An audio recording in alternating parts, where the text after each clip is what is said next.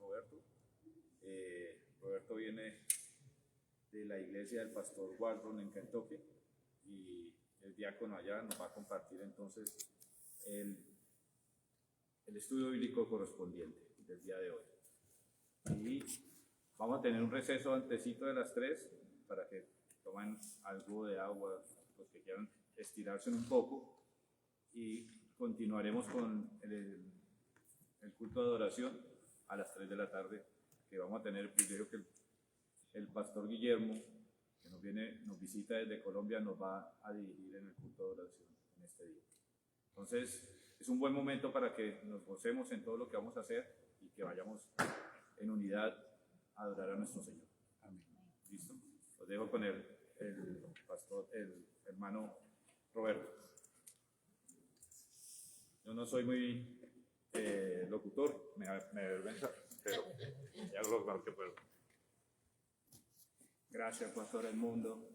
Buenos días, buenas tardes a todos, hermanos y hermanas. Mi nombre es Roberto Soriano. Como decía el hermano, sirvo en la Iglesia Bautista Reformada de la Gracia, Grace Reformed Baptist Church, que queda en Owensboro, Kentucky. Estamos a unas 12 horas hacia el norte de acá y estoy muy agradecido por la oportunidad de compartir este estudio con ustedes. Y hermanos, esta mañana lo que yo quiero hacer es invitarlos a que remuevan el calzado de sus corazones y que entremos juntos en este estudio de la palabra a un lugar muy sagrado en las Escrituras que se encuentra en Mateo capítulo 27, versículo 32. De hecho, muchos han llamado a este lugar a donde los invito el lugar santísimo del Nuevo Testamento. Y en cierto sentido, al nosotros acercarnos aquí es como que ascendemos al monte de Dios, a las alturas de la manifestación, el clímax de la manifestación del amor y la gloria de Dios. Pero en otro sentido, y van a ver ya por qué digo esto, es como si descendiéramos en este pasaje hasta las profundidades del Hades. Porque aquí también en este mismo pasaje vemos la manifestación de la justicia y de la ira de Dios de una manera que no la vemos en ningún otro lugar en toda la Escritura. Así que vayamos, hermanos, a Mateo 27, empezando en el versículo 32, y allí dice la palabra de Dios. Cuando salían, hallaron a un hombre de Cirene que se llamaba Simón. A este obligaron a que llevase la cruz. Y cuando llegaron a un lugar llamado Gólgota, que significa lugar de la calavera, le dieron a beber vinagre mezclado con miel. Esto es a nuestro Señor Jesucristo. Pero después de haberlo probado, él no quiso beberlo. Cuando lo hubieron crucificado, repartieron entre sí sus vestidos, echando suertes. Para que se cumpliese lo dicho por el profeta, partieron entre sí mis vestidos y sobre mis ropas echaron suertes. Y sentados le guardaban allí y pusieron sobre su cabeza su causa escrita: Este es Jesús, el Rey de los judíos. Entonces crucificaron con él a 2 ladrones, uno a la derecha y otro a la izquierda. Y los que pasaban le injuriaban, meneando la cabeza y diciendo: Tú que derribas el templo y en 3 días lo reedificas, sálvate a ti mismo. Si eres hijo de Dios, desciende de la cruz. Y de esta manera también los principales sacerdotes, escarneciéndole con los escribas y los fariseos y los ancianos, decían: A otro salvó, a sí mismo no se puede salvar. Si es el Rey de Israel, descienda ahora de la cruz y creeremos en él. Confió en Dios, líbrele ahora si le quiere, porque ha dicho: soy hijo de Dios. Lo mismo le injuriaban también los ladrones que estaban crucificados con él.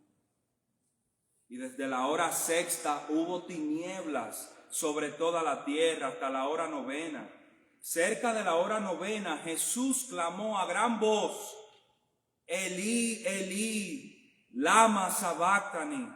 Esto es, Dios mío, ¿por qué me has desamparado? Algunos de los que estaban allí decían al oírlo, a Elías llama a este. Y al instante, corriendo uno de ellos, tomó una esponja y le empapó de vinagre y poniéndola en una caña le dio a beber. Pero los otros decían, deja, veamos si viene Elías a librarle.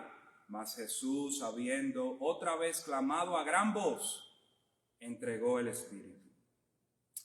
Amén, hermanos. Hasta ahí la lectura de la palabra de Dios. Vamos a orar, hermanos, y luego dar comienzo. Oh Padre Santo, nosotros te damos gracias por este día de reposo que tú nos has dado como un regalo para, como tu pueblo, reunirnos a adorar tu nombre y a ser alimentados del pan de vida eterna que nos das en tu palabra. Gracias, Señor, por la unidad que podemos disfrutar los unos con los otros, por la obra de tu Señor, de tu Hijo Jesucristo, nuestro Señor. Señor, gracias por las verdades tan preciosas que acabamos de leer en la Santa Escritura. Mira que lo que te pedimos ahora es que tu Espíritu Santo abra los ojos de nuestros corazones y que tu luz resplandezca en nosotros, que podamos ver a nuestro Salvador en su obra redentora y que esto traiga a nuestro corazón verdadero arrepentimiento, consuelo y paz y gozo en el Espíritu Santo. Mira, Padre, que te lo suplicamos, sé con nosotros, en el nombre de Jesús. Amén. Amén. Amén. Hermanos, en este estudio lo que yo quiero es que en este pasaje donde vemos la crucifixión de nuestro Señor Jesucristo, cómo Él entró ya en su pasión, en sus sufrimientos como el Mesías, podamos tener categorías que nos ayuden a leer este pasaje, que no solamente lo veamos como otro pasaje de la Escritura, sino tal como es. Está en el centro de nuestra fe. Lo que sucede aquí en estos versículos que nosotros acabamos de leer es lo central de la fe cristiana, la obra redentora del Señor Jesucristo, especialmente lo que ocurrió aquí en la cruz del Calvario. Así que yo quiero, hermanos, que veamos tres cosas que suceden aquí. Y lo primero, hermanos, que quiero que entendamos es que es aquí en Gólgota donde nace todo cristiano.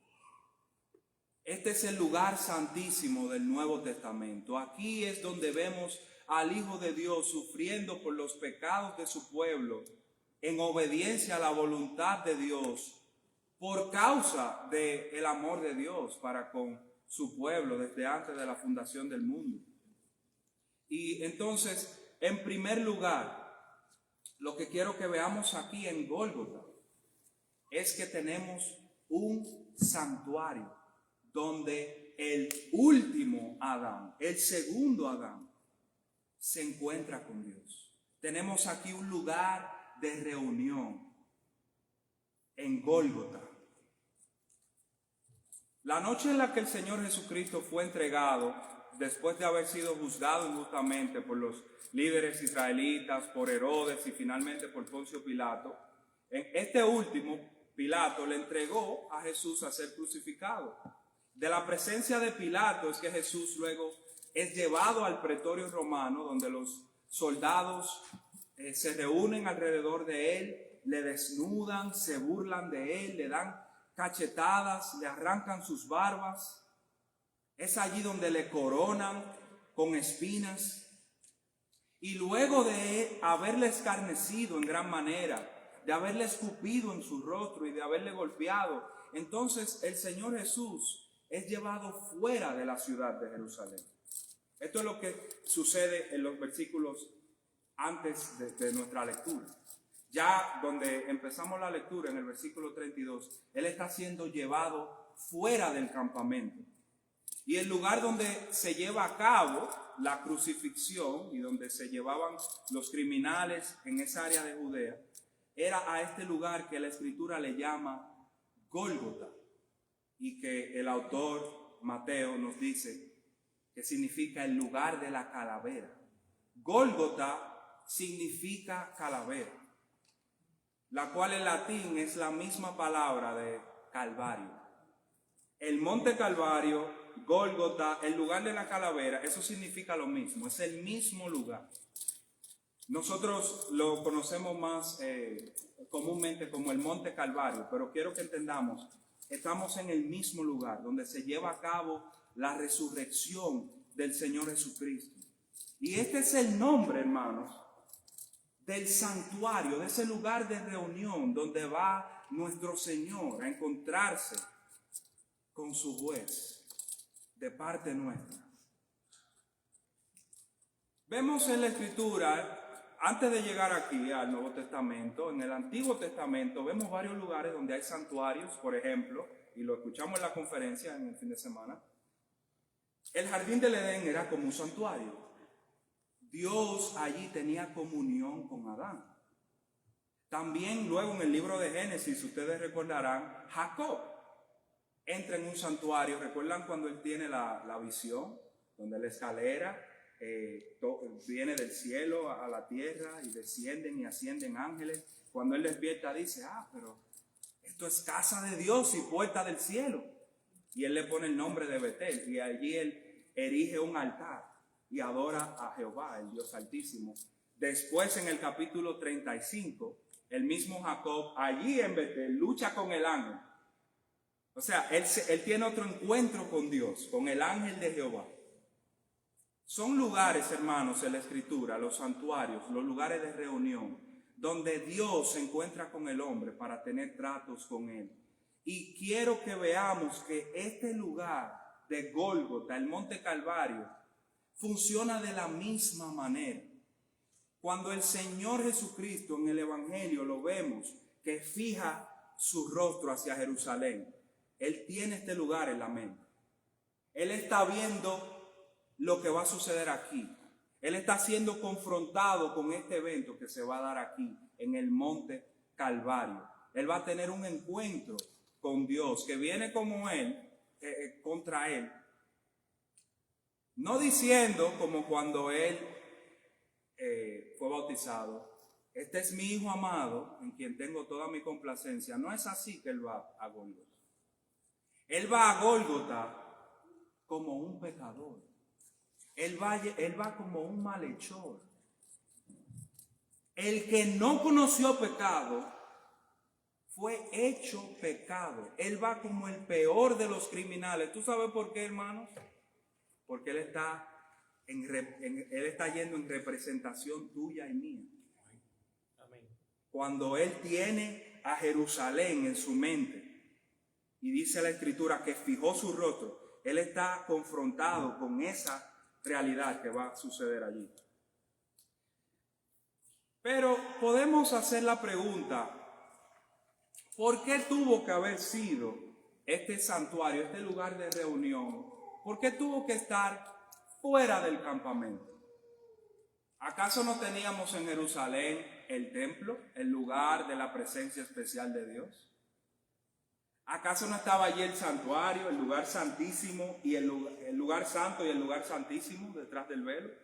¿Por qué si él va como sumo sacerdote no va al lugar santísimo?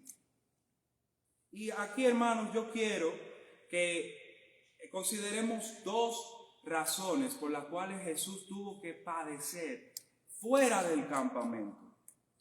La primera razón es que Jesús llevó el pecado del pueblo fuera del campamento. Es como que en el campamento los pecados del pueblo están siendo cargados encima de él y él lo está llevando fuera. ¿Recuerdan en el día de la expiación que habían dos machos cabríos y a uno se le imponían las manos y se le enviaba al desierto para sacer, dice la Escritura? ¿Recuerdan eso? Le pusieron las manos encima a Jesús. ¿Sí? ¿Recuerdan el sumo sacerdote cómo fue y lo cacheteó cuando él dijo, sí, yo soy el Hijo de Dios? ¿Tú lo has dicho? ¿Recuerdan cómo le bofetearon y le golpearon? Estaban allí los ancianos, los líderes, el sumo sacerdote y los demás cargando el pecado del pueblo de Israel y de todos los escogidos. Estaba siendo cargado encima de él. Él está llevando el pecado fuera del campamento, así como ese macho cabrío era enviado al desierto fuera del campamento. Esa es la primera razón que quiero que veamos. Pero en segundo lugar, la segunda razón es que la presencia de Dios ya no moraba en el templo de Jerusalén. ¿Por qué no en el lugar santísimo del templo? Ofrecer su sacrificio. Porque ya ese templo había sido profanado. Ya ese templo ya había sido desacrado. La idolatría y el adulterio espiritual del pueblo de Israel había hecho que la presencia de Jehová ya no morara allí. Él necesitaba un santuario donde sí pudiese experimentar la presencia de Dios y tener tratos directos con Dios. Eso no era ya en Jerusalén, era fuera del campamento. Y quiero que veamos que en la Escritura esta no es la primera vez que sucede. Que el pecado del pueblo aparta la presencia de Dios fuera del campamento y que entonces el mediador tiene que salir fuera del campamento a encontrarse con Dios. Lo vemos en Éxodo 33, versículo 7. Éxodo 33. Recuerdan que en el capítulo 32, Aarón hace el becerro de oro y el pueblo peca contra Jehová, adorando al becerro de oro. Pero en el capítulo 33, versículo 7, entonces Moisés tomó el tabernáculo y lo levantó lejos del campamento, fuera del campamento, y lo llamó el tabernáculo de reunión.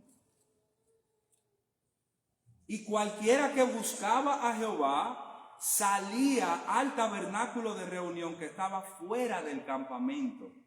Versículo 8. Y sucedía que cuando salía Moisés al campamento, todo el pueblo se levantaba y cada cual estaba en pie a la puerta de su tienda y miraban en pos de Moisés hasta que él entraba en el tabernáculo.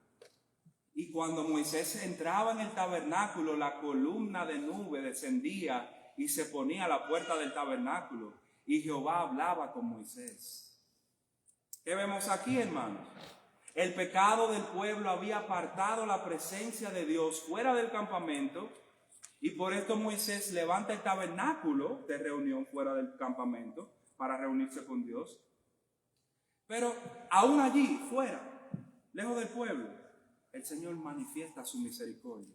Desciende la columna de humo blanco que representa esa condescendencia de nuestro Dios y su compasión.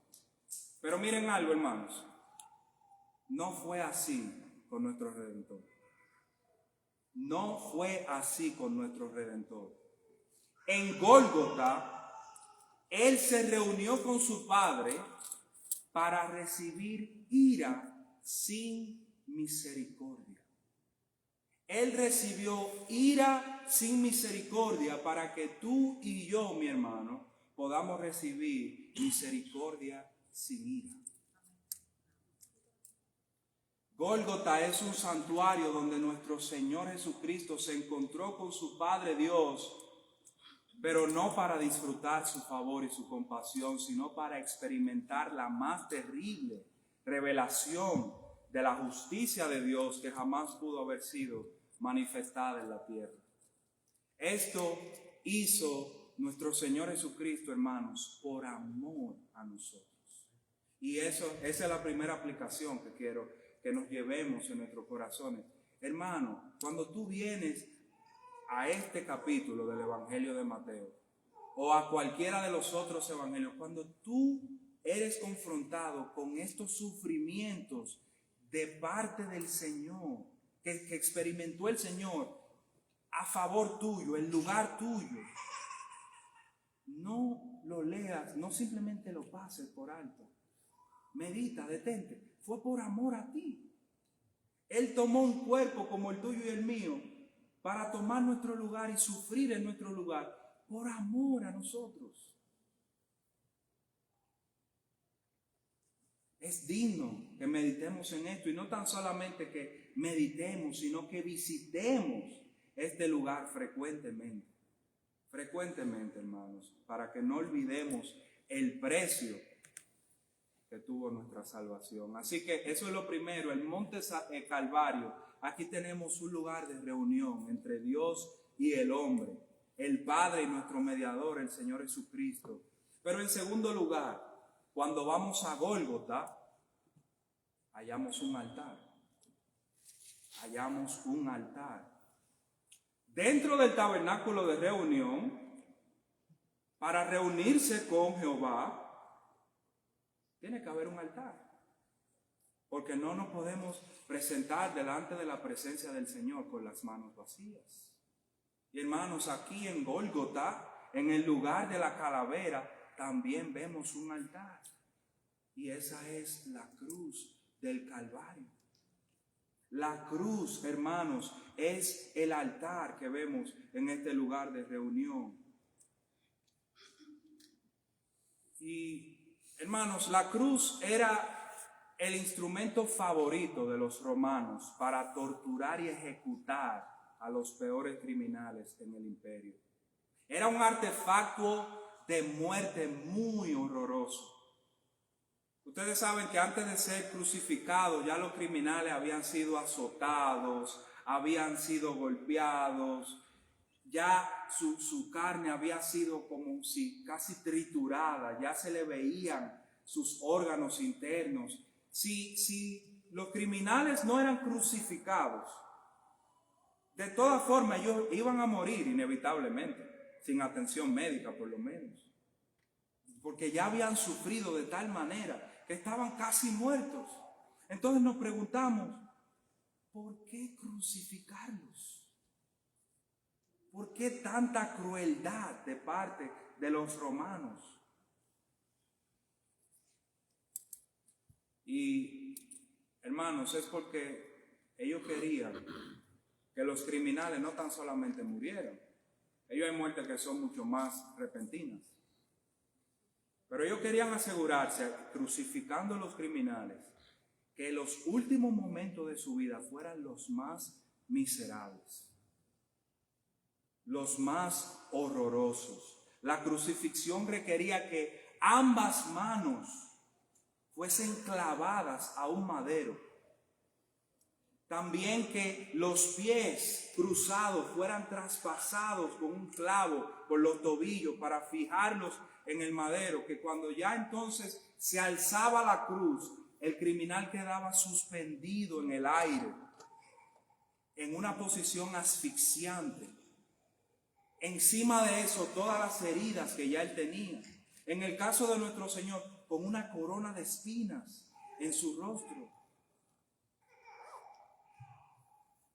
agonizando lentamente, desangrándose lentamente. Eran torturados por horas y horas y horas hasta expirar su último aliento. Hermano, por eso la cruz era un símbolo de muerte y de maldición. Ningún criminal deseaba ser ejecutado de ninguna manera, pero el ser crucificado no era la preferencia. Cualquier otra ejecución era preferible antes que esta. Y por esto la Escritura hace énfasis. La Escritura hace énfasis en que Cristo no tan solo murió, sino que de todas las muertes que Él pudo haber sufrido, Él sufrió la muerte de cruz.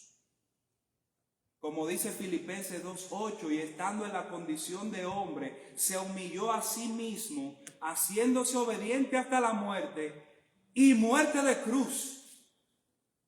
Gálatas 3:13 habla de la maldición que reposó sobre el Señor. Dice, Cristo nos redimió de la maldición de la ley, hechos por nosotros maldición, porque escrito está, y esto viene del Antiguo Testamento, el ser colgado en un madero no era algo que vemos solo en el Imperio Romano, viene desde antes, y dice aquí la Escritura, escrito está, maldito todo el que es colgado en un madero. Mas sin embargo, esa fue la maldición que Cristo llevó por amor de su pueblo. Esa fue la condena que Él voluntariamente sufrió, estando consciente, hermanos, del infierno, de los sufrimientos que allí le aguardaban. Cristiano, ¿acaso no debe esto llevarte a entregar el altar de tu corazón completamente al Señor? Limpiándolo de cualquier ídolo que te impida adorarle con pureza y santidad. Al tú considerar cómo tu Señor fue levantado en ese altar, en el monte Calvario. Dice el apóstol Pablo en 2 Corintios 5:14, porque el amor de Cristo nos constriñe. Pensando esto, que si uno murió por todos, luego todos murieron. Y por todos murió, para que los que viven ya no vivan para sí, sino para aquel que murió y resucitó por ellos. Hermanos y hermanas, si en Gólgota tu Salvador se dio a sí mismo en aquel altar tan horrendo, ¿qué tienes tú que puedas decir, no, eso no? ¿Qué hay en tu vida que sea de mayor precio que la preciosa sangre que Él derramó allí? Y esa es la tercera cosa, la que quiero que veamos ya para en último lugar. Tenemos un lugar de reunión. Cuando nos acercamos a Gólgota, tenemos un santuario donde nuestro mediador fue juzgado por su Padre. Tenemos el altar donde Él fue levantado, pero hermanos, en un altar, ¿qué se ofrece? Se ofrece un sacrificio. Cuando tú vienes a este pasaje, considera que Cristo dio su cuerpo como un sacrificio por el pecado, como una ofrenda por tu pecado. Él dio su propio cuerpo en este altar. Aquí no tenemos un mero ejemplo de autonegación que todo cristiano debemos de imitar. Por supuesto, esa es una aplicación que podemos derivar de aquí. Pero eso no es lo principal que está sucediendo aquí, hermanos. Allí tenemos una ofrenda en Gólgota, una ofrenda por el pecado ofrecida para satisfacer la justicia de Dios, que no hace acepción de personas, ni dará por inocente al culpable. Así que Cristo da su cuerpo a ser crucificado en el altar de la cruz en el monte Calvario, como el único sacrificio que puede aplacar esa ira de Dios contra nosotros como pecadores.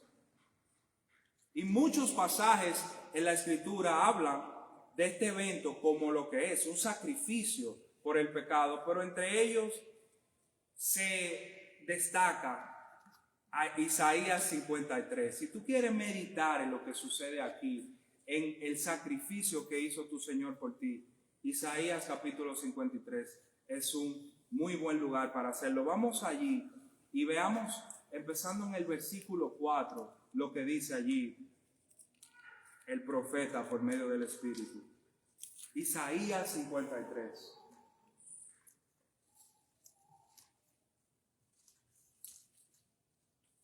Dice la palabra, ciertamente Él llevó nuestras enfermedades, versículo 4, y sufrió nuestros dolores, y nosotros le tuvimos por azotado, por herido de Dios y abatido, mas Él fue herido por nuestras rebeliones, molido por nuestros pecados. Mírenlo aquí, el castigo de nuestra paz fue sobre Él, y por sus llagas fuimos curados. Luego el apóstol Pedro parafrasea estas palabras de Isaías y resalta que Cristo hizo este sacrificio como nuestro sustituto. En 1 de Pedro 2:24 dice el Cristo, quien llevó él mismo nuestro pecado en su cuerpo sobre el madero, para que nosotros, estando muertos a los pecados, vivamos a la justicia, y por cuyas heridas fuisteis sanados. Al tomar el lugar de los pecadores, es como si Cristo mismo se hubiese hecho un pecador, y es así que Él sufre entonces la pena de muerte que merece el pecador. Una vez más, como dice el apóstol en 2 de Corintios 5:21, al que no conoció pecado, por nosotros Dios lo hizo pecado, para que nosotros fuésemos hechos justicia de Dios por él. Esto fue lo que ocurrió en Gólgota, mi hermano, en el lugar de la calavera, un lugar de muerte. Allí fue donde se consumó nuestra salvación. Allí es donde empieza nuestra vida, en el lugar de muerte, de la calavera. Allí fue que se llevó a cabo lo que tenía que suceder para que tú y yo fuésemos reconciliados con Dios, para que podamos pasar de un estado de enemistad a un estado de paz y de gozo, de armonía, de amistad y comunión con Dios. Allí Él agonizó: Dios mío, ¿por qué me has desamparado? Hermano, hermana, tú nunca vas a tener que exclamar eso. Por lo que Cristo llevó a cabo aquí, Dios nunca te va a desamparar a ti. Por lo que sucede aquí, tú puedes estar afirmado en esa promesa que Él hace en su palabra: yo nunca te dejaré ni te abandonaré.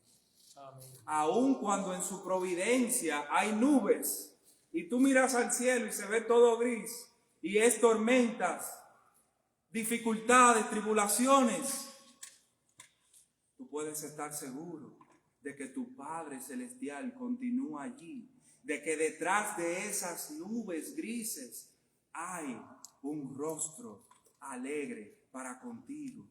No tienes que ver ya al Padre Celestial como un juez que está airado por ti. ¿Tú sabes por qué? Porque ya toda la ira de Dios contra ti fue descargada en tu mediador. Amén. Ya tus pecados fueron transferidos sobre su cabeza. Ya Él fue fuera del campamento. Por eso tú tienes vida y esperanza. Entonces, no abandones esa esperanza.